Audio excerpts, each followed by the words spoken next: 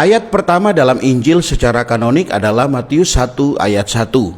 Mengerti ayat ini adalah pintu logikos bagi kita untuk mengerti Alkitab Perjanjian Baru di depan dan Perjanjian Lama di belakang. Matius 1 ayat 1 berkata, inilah silsilah Yesus Kristus anak Daud, anak Abraham.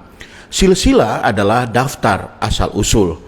Yesus adalah Yehua yang menyelamatkan atau Yehua juru selamat. Kristus adalah Mesias atau Mesaya, yaitu suatu gelar dari Dia, Raja yang diurapi. Yesus Kristus berarti Raja yang diurapi ini adalah Yehua atau Tuhan yang menjadi manusia. Disebut anak Daud adalah karena Salomo anak Daud melambangkan Kristus. Salomo memiliki hikmat, Yesus Kristus adalah hikmat dan firman itu sendiri. Salomo membangun bait Allah, Yesus Kristus membangun gereja bait Allah rohani, yaitu kaum beriman secara korporat. Jadi Yesus Kristus adalah realitas dari Salomo.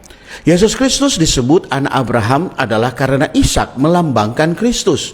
Ishak adalah putra tunggal Abraham dari istrinya yang sah. Yesus Kristus adalah putra tunggal Allah dalam kekekalan. Ishak meminang Ribka sebagai mempelai perempuan, Yesus Kristus meminang gereja sebagai mempelai perempuannya. Jadi Yesus Kristus adalah realitas dari Ishak.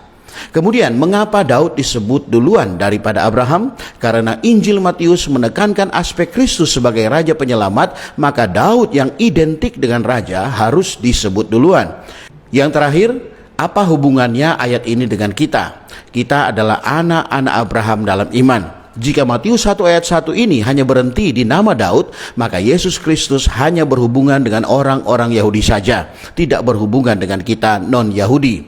Tetapi karena Yesus Kristus juga disebut adalah anak Abraham, maka disitulah semua orang non-Yahudi berbagian, karena Abraham adalah bapa dari semua orang beriman. Betapa luar biasa Matius pasal 1 ayat 1 ini. Tuhan Yesus memberkati.